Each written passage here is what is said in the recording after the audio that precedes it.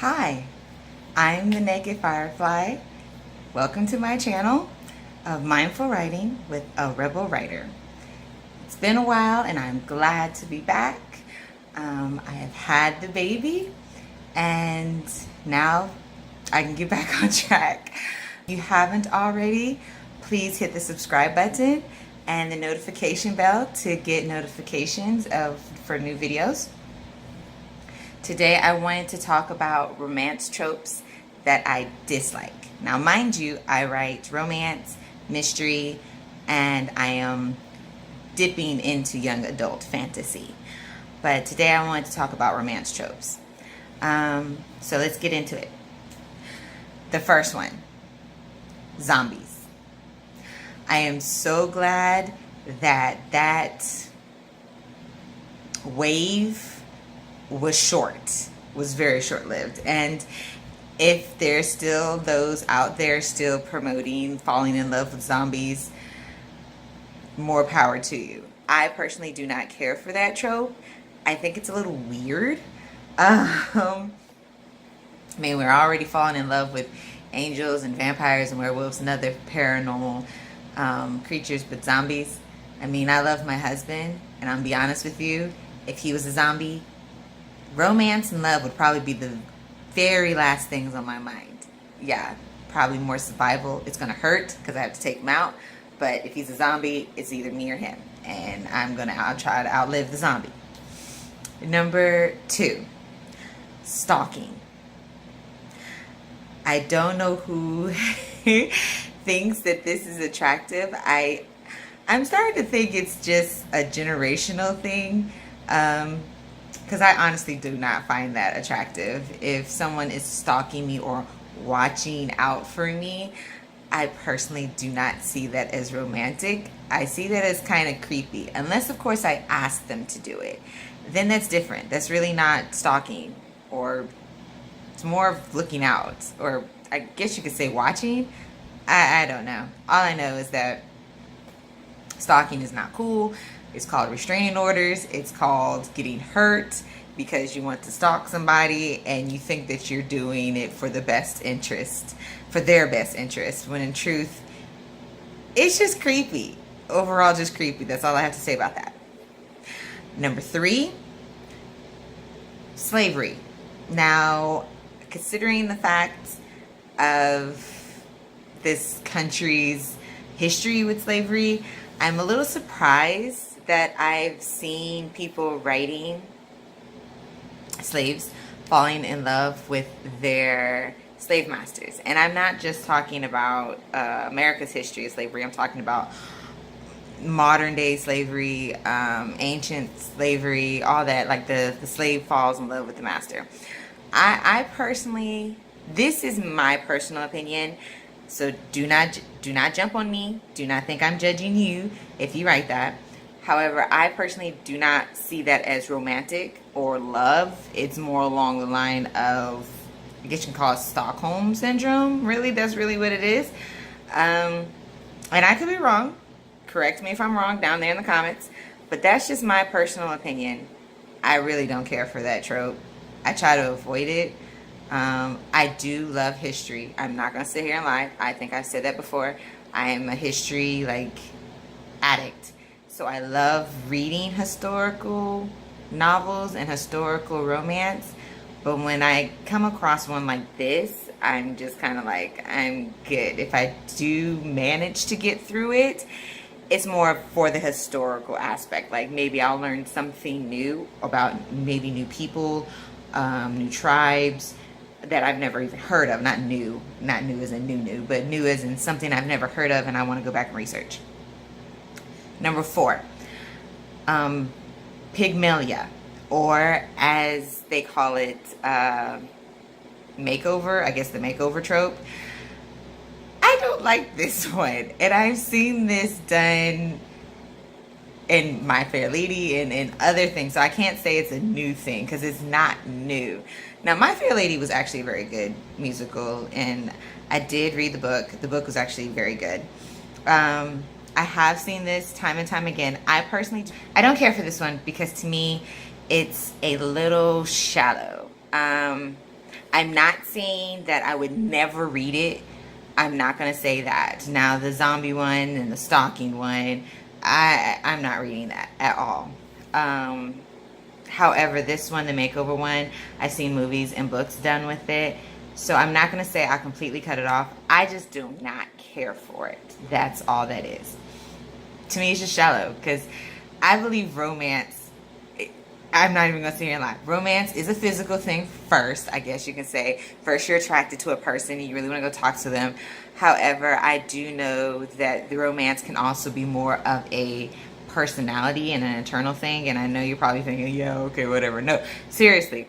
Like, sometimes you can be beside a person and talking to them. They might not be the celebrity god or goddess that you personally want to look at. However, their energy and their personality really catches you, and you really, really just want to be close to them. You want to be near them. I don't like this one, but I'm not going to say I hate it. Hate is such a strong word. But I do dislike it because I feel like it's really, really shallow. At first, you're sitting there and the person that you're attracted to is, or now you're not even attracted to this person. You go out and you make a bet that you can make this person attractive, or you do things to try to make this person attractive, and then all of a sudden they're attractive, and they're attracted to other people, and other people want them, and then all of a sudden it's just like, oh, well, I got to have them because I created them. No, you didn't create them. You just gave them a leg up. That's all you did. It does not mean that they have to fall in love with you. If they do, fine. But I feel like it's more of a shallow love if you fall in love with them knowing that you created them. Number 5. This one is absolutely, I dislike it. And I'm not reading it. I'm not even going to support it if I see it. Step siblings or kissing cousins, those two.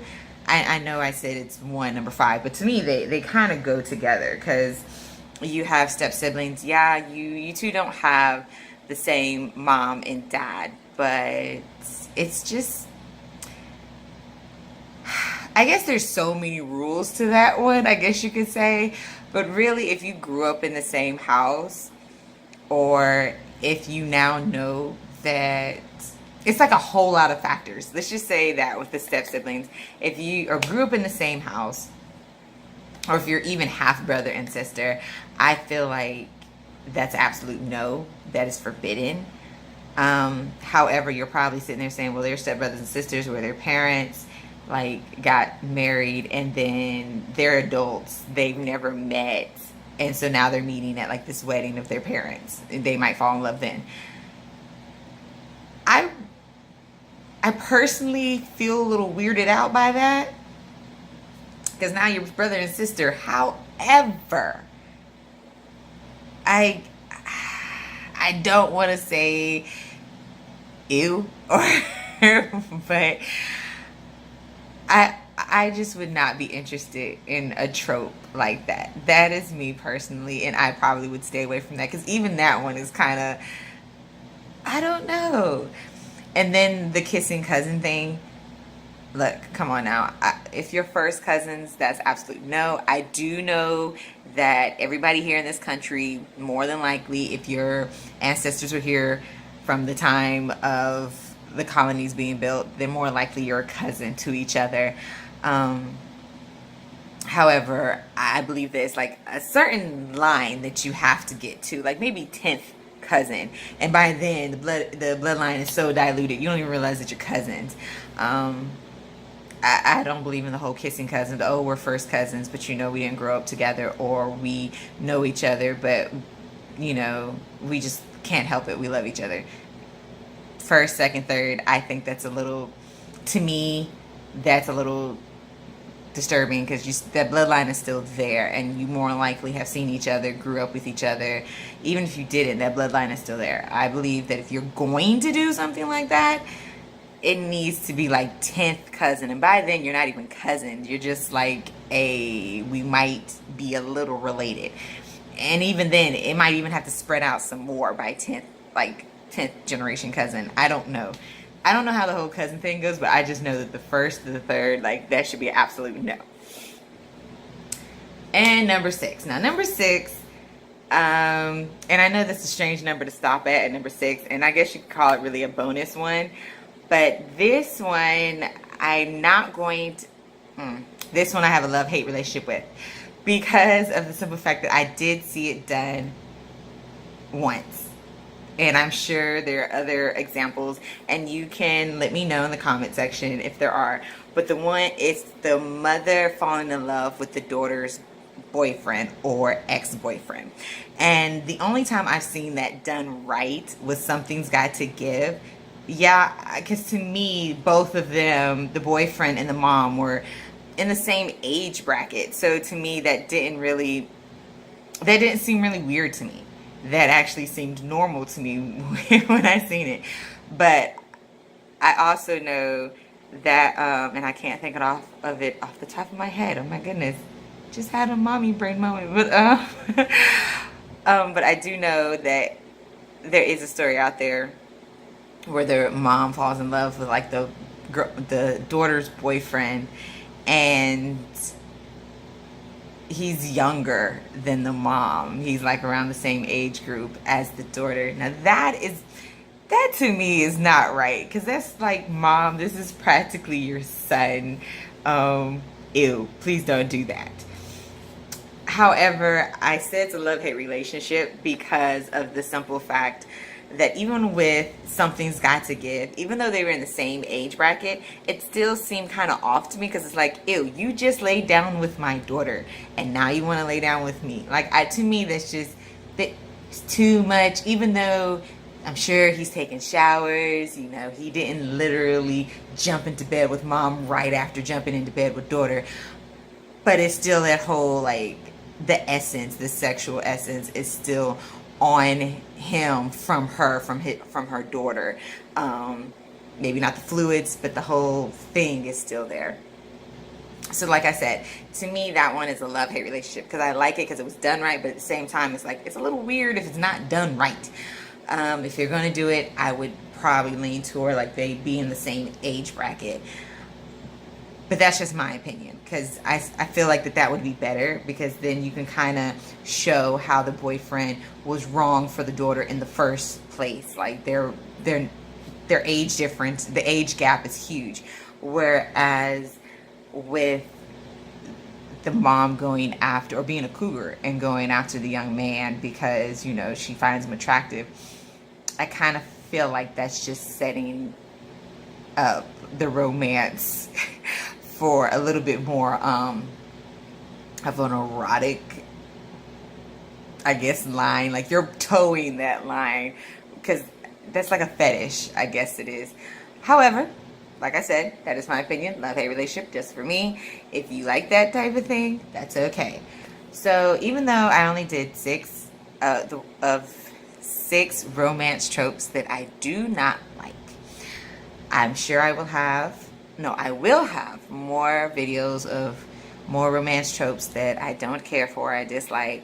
And then I'll also have some for ones that I love, and some that I have like a love-hate relationship with. And then of course I'll do mystery. It's good to be back though. It really is. If there's any tropes that I did not mention that you dislike, put it in the comment section, please. And so don't forget to subscribe, hit the notification button, hit the like button, and peace and love.